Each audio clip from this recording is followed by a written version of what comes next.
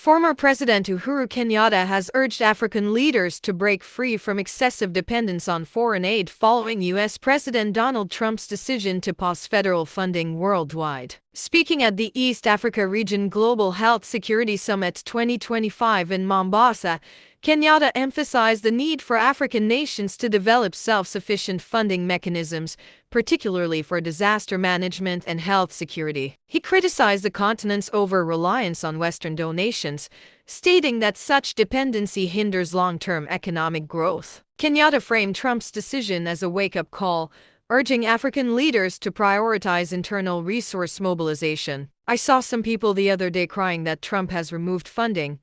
It is not your government, nor your country. Why are you crying?" he posed. "He has no obligation to give you anything. You don't pay taxes in America. This is a wake-up call for you to find ways to support yourselves. Let's work together to end this cycle of dependency." The former president also lamented Africa's misplaced priorities, highlighting the billions spent on military conflicts instead of critical sectors like healthcare and education. He noted that while pandemics continue to threaten the continent, African nations must take responsibility for their own preparedness rather than relying on vaccines and aid from foreign nations. "Whether we like it or not, funding for pandemics must come from within.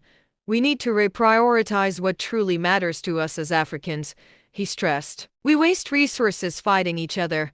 When you look at the lives lost in Sudan and the Sahel region, we have spent more on buying bullets than on protecting our health." Kenyatta also cautioned against Africa's reactive approach to global health crises, recalling how the continent passively watched as Western nations secured vaccines during the last pandemic. "As Africans, we should not wait for others to come to our rescue," we celebrated as CNN and BBC covered new vaccine rollouts, yet none were coming to us. "For future pandemics, do not expect them to prioritize Africa. They will take care of themselves first, and we will only receive the surplus, sometimes for free, but only after they have secured their own people." Trump's policy shift, which includes withdrawing the U.S. from the World Health Organization (WHO), has dealt a significant blow to countries relying on American aid. In Kenya, this move signals the end of the president's emergency plan for AIDS relief PEPFAR, a program that has been instrumental in combating HIV or AIDS. The WHO has warned that the funding cuts could put millions of lives at risk, with vulnerable populations facing heightened exposure to the virus. In response, the organization has called for renewed international cooperation, urging the U.S. to reconsider its stance. "We hope the United States will reconsider, and we look forward to engaging in constructive dialogue to maintain the partnership between the USA and WHO for the benefit of millions worldwide,"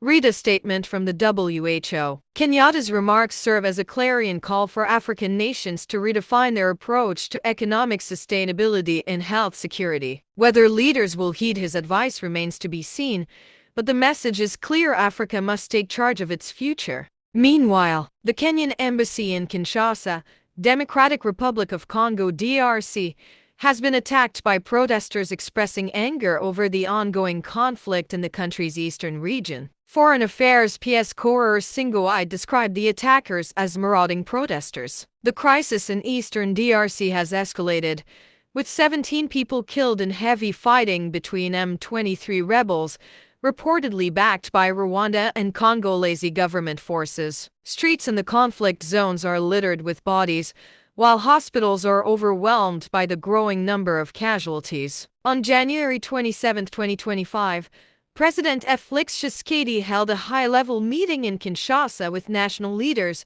including National Assembly Speaker Vital Kamerhe, to address the crisis. The discussions focused on the deteriorating security and humanitarian conditions as the M23 rebels gained ground in Goma and forced thousands to flee their homes. Speaker Kamerhe confirmed that President Tshisekedi plans to address the nation soon regarding the crisis. Meanwhile, the situation remains dire, with resistance from the army and pro-government militias offering limited relief amidst the humanitarian catastrophe. In other news, Deputy President Kithure Kindiki has affirmed his loyalty to President William Ruto, telling off critics urging him to challenge his boss on unpopular policies. Speaking in Wednesday when he met a delegation from Tharaka Nithi County in Nairobi, Kindiki said a government official cannot sabotage the administration they are serving. Those telling me to oppose the president like other people are wrong. Maybe they are looking for the wrong person.